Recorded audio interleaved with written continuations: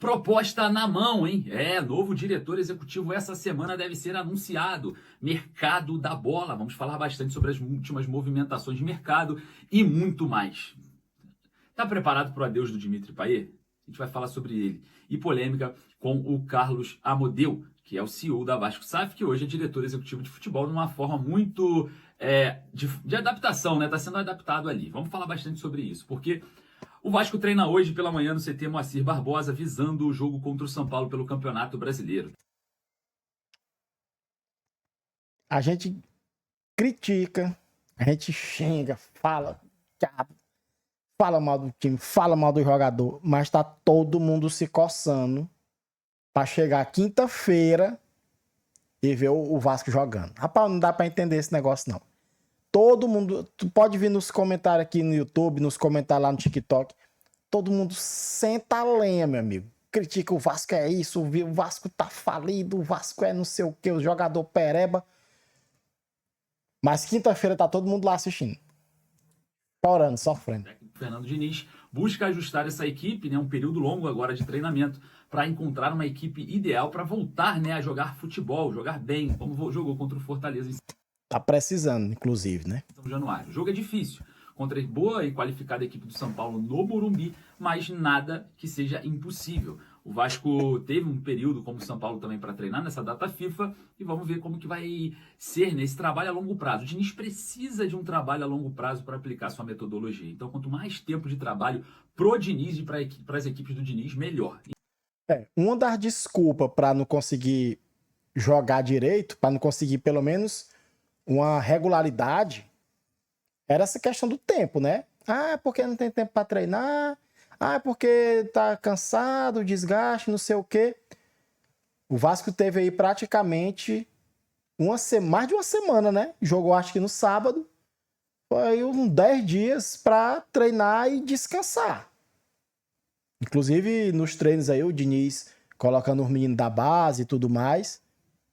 Vamos ver se essa desculpa ainda vai colar, né? Enfim, vamos ver como que vai proceder. O Vasco encara o São Paulo no próximo dia 12, dia dos namorados, quinta-feira, no Morumbi. Olha só, vamos falar... É pedir mais esse presente aí do dia dos namorados, o Vasco ganhar do São Paulo.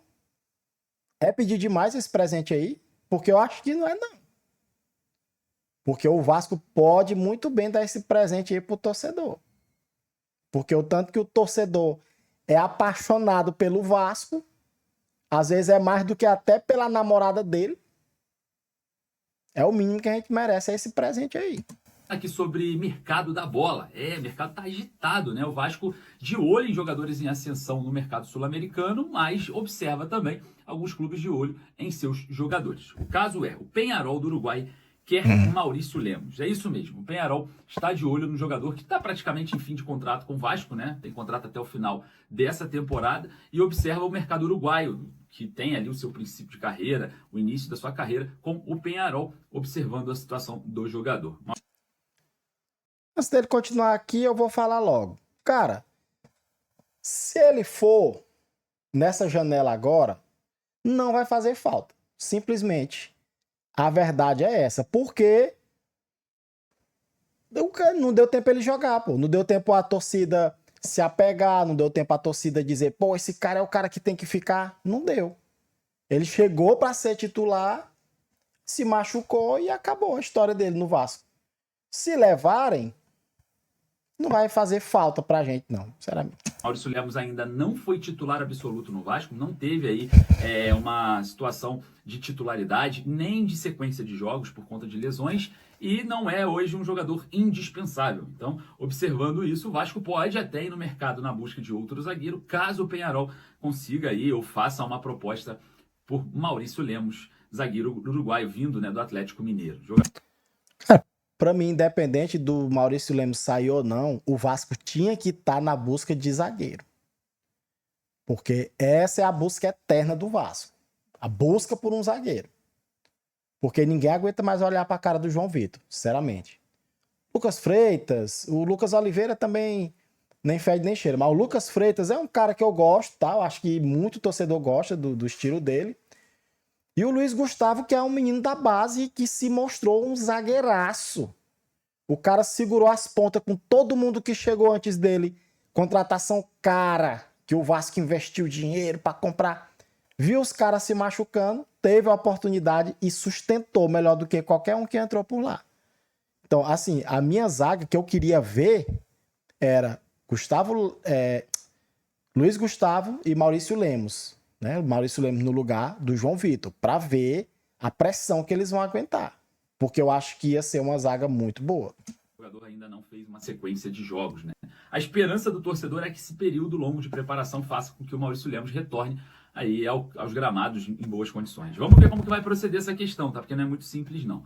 Bom, falando sobre o mercado da bola, o Vasco observa o mercado e mira o volante de apenas 20 anos do Tigre da Argentina. Exatamente, o jogador estava no Vélez nas categorias de base, foi para o Tigres 2 e agora está no Tigre da Argentina no elenco principal em ascensão. Começou a jogar futebol, né? Disparou essa temporada, vem jogando muita bola, o primeiro volante nato ali, consegue também ser um meia central, né, saindo para jogar, muito parecido com o Juan Sforza. Eu tô falando do Lorenzo Scipione, é isso mesmo.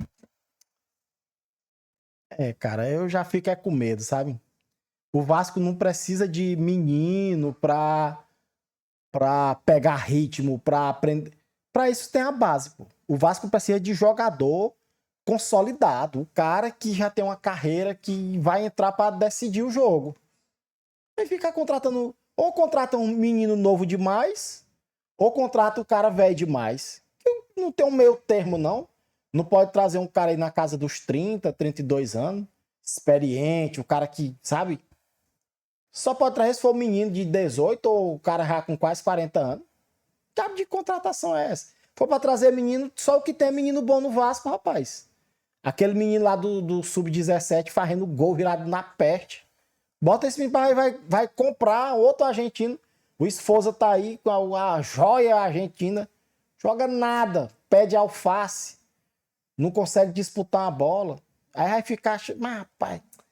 Eita, rapaz... Lorenzo Scipione, que também tem nacionalidade italiana. Jogador do Tigre, da Argentina. E, ó, vou falar um negócio pra você, hein? Tem contrato até o final do ano que vem. O valor hoje estipulado de mercado dele é cerca de 3,5 milhões de euros. Pra quê, cara? Pega esse valor e faz outra coisa, cara. Jogador que disparou, tá em ascensão nessa última temporada. Vamos ver como que vai ser aí o Vasco buscando reforços para esse setor, né? Que é um setor, para mim, defasado, mas que tem muitas sobras. Ah, mas como assim? Primeiro volante só tem o Hugo Moura. Segundo volante, temos muitas opções. Paulinho, Jair, Sforza, Tietê. Então tem muitos jogadores para uma certa posição e pouquíssimo para apenas uma ali, que é o primeiro volante. Vamos ver se o Vasco vai avançar na contratação de jogadores para esse setor. Para mim, Tietê é titular. Se o Coutinho continuar, titular também. Tietê e Coutinho. Hugo Moura, para mim, dos que estão lá, Matheus Carvalho, Paulinho, Jair, eu acho que o Hugo Moura é um que dá mais segurança defensiva. O Jair pode até ter uma saída de bola melhor. Mas aí eu acho que o Diniz tem que ver o que o jogo tá pedindo. Tem que ver o adversário, que isso é o trabalho do técnico. Eu acho que para manter Jair e o Hugo Moura seria o ideal. Paulinho só entra para pegar cartão, que é o famoso jogador IML, né? Que só entra no corpo do cara. E o Sforza, pelo amor de Deus, pô. O Sforza não era mais nem para estar no Vasco. Olha só. Falando sobre mercado da bola, o adeus de Dimitri Payet. Acabou, torcedor. O Vasco e o Dimitri Payet desfazem esse relacionamento, né, tóxico muitas das vezes, mas muito carinhoso também a maioria deles, né? O Payet nunca deixou de agradecer o torcedor vascaíno pós os jogos de derrota ou vitória, sempre aplaudiu o torcedor, sempre foi um entusiasta da torcida do Vasco. Ajudou em algumas partes, não ajudou em outras, e agora encerra o seu ciclo com o Cruz Maltino após várias polêmicas, né, extracampo, envolvendo a Larissa Ferrari. Hoje o Dimitri Payet dá adeus ao Vasco, né, não pela porta dos fundos e nem pela porta da frente. Ele falar a porta dos fundos aí, se não tivesse sido um trocadilho, eu tô ficando maluco aqui, pô. Eu tenho certeza que ele falou esse lance de porta dos fundos como um trocadilho. Tenho certeza. Será um adeus... Vocês sabem o que eu tô falando, né? Do Payet, né? Com algum tipo de... Faltou mais alguma coisa. Faltou pouco mais do Dimitri Payet. Obviamente... Faltou muita coisa. Foi um pouco, não, foi muita Nós coisa. sabemos da idade do jogador, mas a torcida vascaína, ela consegue, né, sentir falta de algo que não existiu, que poderia ter existido com o Dimitri Payet. A esperança do torcedor do Payet desabrochar no Vasco era muito grande, porque é um jogador de alta qualidade, né? Enfim, o adeus de Payet iminente. O Vasco já comunicou a rescisão contratual para a CBF e o Payet não joga mais com a camisa Cruz Maltina. Eu queria saber a sua opinião. Vai lá nos comentários desse adeus de Dimitri Payet. Olha, Cara, a minha opinião, já que ele perguntou, né? É o seguinte, cara. O Payet ganhou um dos dinheiros mais mole dentro do Vasco, foi o Payet. Porque o Payet, quando não estava lesionado, tava fazendo corpo mole dentro do campo. Cara, sinceramente, se eu tiver visto assim, uns 3 jogos que o Payet realmente fez a diferença dentro do campo, foi muito, pô. O Payet não mostrou nada. Era um ou outro toque diferenciado, um passe, um cruzamento, uma cobrança de falta. Cara, mas isso aí não justifica um salário de 1,5 milhão de reais pro cara ficar 2, 3 meses sem jogar, aí volta, faz uma partidinha ali, meia boca, contra time pequeno, faz uma graça. Contra time grande, Payet nunca jogou nada contra time grande. Pegar aí Flamengo, Palmeiras, esses times grandes. Nunca conseguiu jogar. Se parecia que se escondia, tá ligado? Dentro do campo. Era só toquezinho rei de lado ali pra se livrar da bola. Esses 2, 3 últimos meses aí, meu amigo, o Payet ganhou aí mais de 3 milhões de reais pra fazer nada, pô. Ficou lesionado, aí apareceu essa história da advogada. Aí depois, aí no último mês, pediu pra ir na França resolver não sei o que de problemas pessoais. E aí ficou por lá mesmo, né? Que já tinha que ter ido faz tempo. Não era nem... Essa temporada não era nem pro Payet estar jogando no Vasco. Porque um jogador que chegou só com o nome e a chuteira. E não trouxe mais nada. Porque futebol ele não adicionou. Poucas as vezes, poucas as partidas que o Payet realmente jogou o futebol que o nome dele traz. pessoal, outra coisa que eu queria falar com você aqui. A segunda coisa. O Vasco tem proposta na mão de Mário Branco. O Carlos Amodeu apresentou, né, uma proposta ali para o Mário Branco, que é um diretor executivo que estava no Fenerbahçe, e a gente observa, né, que essa negociação pode avançar a qualquer momento. A proposta já está nas mãos e o Mário Branco hoje é um dos dirigentes diversificado, né? Bem versátil, de um mercado mais alternativo, de países menores ou de menores expressões na Europa que fazem, né, uma criatividade acontecer diante de um mercado tão defasado e diante de um mercado tão valorizado, né? Então, vamos ver como que vai ser essa proposta na mão de Mário Branco, dirigente ex-Fenerbahçe. Acabou o contrato agora dele no dia 2 de junho. Bom, queria saber a sua opinião. Vai lá nos comentários. Vou ser sincero aqui, tá? Não sei quem é. Não costumo acompanhar esse bastidor a ponto de saber quem é o nome desse cara aí. Ele fala pra mim aí, pra mim ele tá falando, parece que é um vereador do municípiozinho aqui perto da cidade aqui, tá ligado? Eu sei que é um político. Pra mim é um político. Eu não acompanho a política do Vasco, eu não tenho paciência. Eu não tenho paciência pra comprar nem do Brasil, porque a gente passa muita raiva, vê lá pra acompanhar a política dentro do Vasco. Mas assim, se for um cara que vem pra fazer um trabalho melhor do que o Marcelo Santana, porque assim, a gente fica conhecendo de tanto fazer merda. E o Marcelo Santana, dizendo ele que nunca teve envolvido em contratação, mas era a função dele, né? Não sei como é que pode. Então, eu não me interesso pela política do Vasco. Eu não sei quem é este rapaz aí. Mas se ele vem para fazer uma função de uma pessoa que tava lá para fazer e não fazia, já é uma vantagem, né? E se fizer bem feito, melhor ainda. Porque eu sei que o Vasco tá precisando. Tá precisando o Pedrinho tirar os amigos dele lá de dentro e botar profissionais de verdade.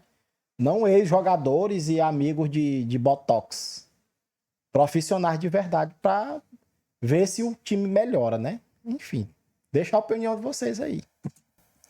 Rapaziada, então é isso, né? O Carlos Amodeu entregando esse projeto na mão do Mário Branco. A gente vai ver como que vai proceder. O Vasco deve anunciar o diretor executivo essa semana. Lembrando que o coordenador do Identidade Vasco, né, um grupo político, ele acusa o Amodeu de ter falado que não seria o fim do mundo se o Vasco não caísse, que o Vasco caísse para a Série B. Tipo assim, se caiu não foi o fim do mundo. Enfim, eu não tenho muita informação sobre isso, a gente vai apurar para trazer para vocês numa E é por isso que eu não acompanho a política do Vasco. Porque esses caras aí, eles não estão nem aí pro futebol, eles não estão nem aí pro Vasco.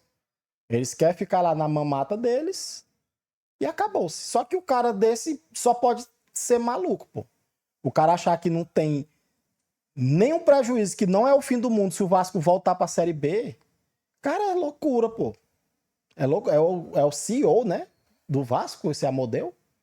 Esse cara aí tem que estar em outro lugar, pô. Tem que estar, sei lá, abrir um carrinho cachorro-quente, alguma coisa pra ele gerenciar que preste. Porque o cara dá uma declaração dessa bem aí sobre um time que já foi 4 vezes pra Série B e agora tá com um pé na cova e outro na casca de banana pra voltar e dizer que não é o fim do mundo.